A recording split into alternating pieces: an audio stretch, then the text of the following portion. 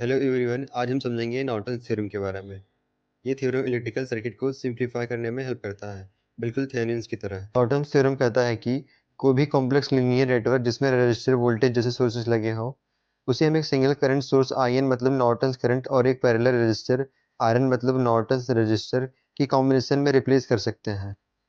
अब हमें एक एग्जाम्पल लेके स्टेप बाय स्टेप समझेंगे। इसमें पूछा है find the current in 10 ohm resistor. इसे सॉल्व करने के लिए सबसे पहले हम जिस रजिस्टर के थ्रू करंट पूछा है उसे ब्रेक करके वहाँ पे ए और बी से रिप्रेजेंट करेंगे। हमें फर्स्ट स्टेप फॉलो करके हमें इस तरीके से सर्किट मिला जहाँ पे हमने 10 ओम रजिस्टर को ब्रेक करके ए और बी से रिप्रेजेंट किया है। और हमारा सेकंड स्टेप होगा इस ए बी के बीच में टोटल इक्विवेलेंट रेजिस्टेंस फाइंड करना, जो वोल्टेज सोर्स को शॉर्ट सर्किट करके और करंट सोर्स को ओपन सर्किट करके करेंगे।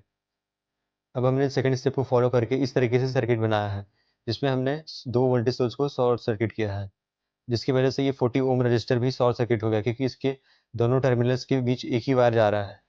तो हमारा फाइनल डायग्राम इस तरीके से होगा जिसमें हमने 20 ओम और 50 ओम को पैरेलल में कनेक्ट किया है।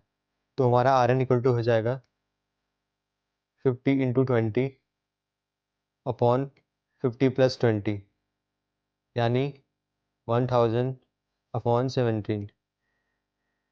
आर एन की वैल्यू 100/7 आएगी।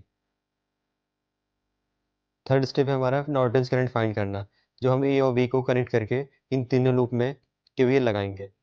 जो हम फर्स्ट लूप में करंट की डायरेक्शन को क्लॉकवाइज लेते हैं, वैसे ही सेकेंड लूप में भी और थर्ड लूप में भी, जिसमें हम करंट फर्स्ट लूप में I1 लिखेंगे, सेकेंड लूप में I2, थर्ड लूप में I3। अब हमें तीन इक्वेशन मिलेंगी। अब हम लूप 1 में केवीएल लगाएंगे तो इक्वेशन मिलेगा 50 minus 40 I1 minus I2 equal to 0। इसमें हमने करंट को सब्ट्रैक्ट करके मल्टीप्लाई किया है क्योंकि 40 ओम रजिस्टर से दो करंट फ्लो हो रहे हैं, I1 एंड I2, इसलिए। तो हम सिंप्लीफाई करेंगे 50 minus 40 I1 minus minus plus हो जाएगा 40 I2 इक्वल टू 0। इसे ऐसे भी लिख सकते हैं -40 I1 plus 40 I2 equal to -50। ये हमारा इक्वेशन नंबर 1 हो जाएगा। अब हम लूप 2 में केवीएल लगाएंगे तो इक्वेशन मिलेगा 40 I2 minus I1 minus 50 I2, यहाँ पे अब प्लस होगा क्योंकि 20 I2 minus I3 minus 10 equal to 0, क्योंकि 20 ओम रजिस्टर इस पोटेंशियल से पॉजिटिव में जुड़ा है। अब इसे हम सिंप्लीफाई करके लिखेंगे -40 I1 plus 10 I2 minus 20 I3 equal to 0। ये हमारा सेकेंड इक्वेशन हो जाएगा। अब हम I2 को इक्वेशन नंबर थर्ड में पुट करेंगे तो हमें I3 मिल जाएगा, जो हमें चाहिए IN। तो हम पुट करेंगे 20 इंटू I2 की वैल्यू है -1 प्लस 20 I3 इक्वल टू -10। ये हो जाएगा 20 माइनस माइनस प्लस हो गया प्लस 20 I3 इक्वल टू -10।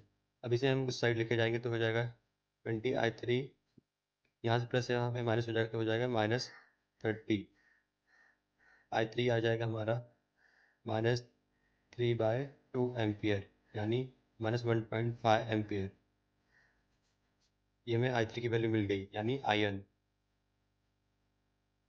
अभी तक हमने आर एन फाइंड किया, आई एन फाइंड किया, अब हमें आई एल फाइंड करना है। इसके लिए हम एक सर्किट ड्रॉ करेंगे फोर्थ स्टेप को फॉलो करके।